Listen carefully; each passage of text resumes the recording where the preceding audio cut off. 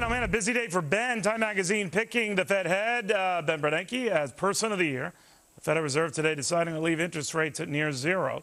My next guest is fed up with Bernanke and the Fed, and just fed up with these guys who just spending a lot of money on financial rescues he says don't rescue. Republican Congressman, former presidential candidate Ron Paul joining me now. The name of his book says it all, End the Fed. So, Congressman, what did you make of Time making him Person of the Year? Well, I don't find it offensive. I mean, they pick people who are very important and instrumental, and he certainly has been. He is an individual in the past year, has been able to counterfeit a lot of money, more than any other one man ever did in the history of the world.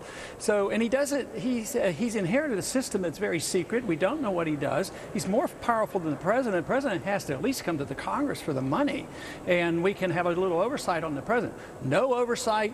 This is done in secrecy. The Federal Reserve Board chairman can increase this money supply and pass it out, and nobody's allowed to know. So I say he is very, very important. And why I like this is that the people are putting their attention toward the instrument of inflation and the business cycle. So I want people to look at the Federal Reserve. Yeah, but you know, Congressman, I know you're a great student of the Fed and have been a great critic of it, dating back to Alan Greenspan and before.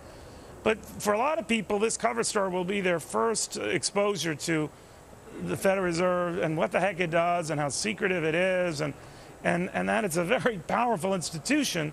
You say too powerful and spending too much money, right? Oh, right. And it makes people wonder about the whole idea of a Federal Reserve System and fiat money. And they will come around to thinking, because millions of people have already come around to understanding how the Federal Reserve creates the business cycle, how they create the bubble, which leads to the inevitable bust. So Greenspan, Bernanke came in 2.5 years before the bust. But he never told us there was a bust coming. He hardly can become the man of the year because he saved us from something. He gave us something. He didn't warn us. And now he says the recession is over. Or at least the people think he is such a genius that he has ended the recession and he prevented something much, much worse. But Congressman, Time Magazine's I'm sorry, sir, but Time Magazine's argument is, boy, we'd be in really deep trouble if he didn't do what he did. There's no way to prove that, of course. But what do you make of that argument?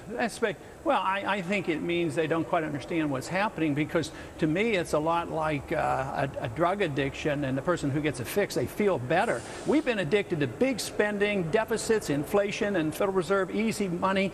I mean, the crisis came because we had easy money for too long and artificially low interest rates. How does Bernanke say we're supposed to solve this? Easier money, lower the interest rates, keep them forever, double the money supply.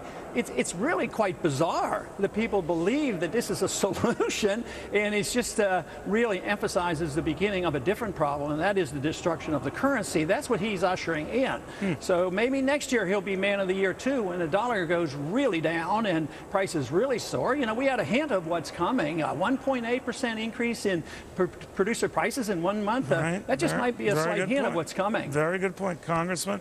Maybe next year you're on the cover of that magazine for warning about all this. Congressman, always good seeing you. Thank you. Thank you.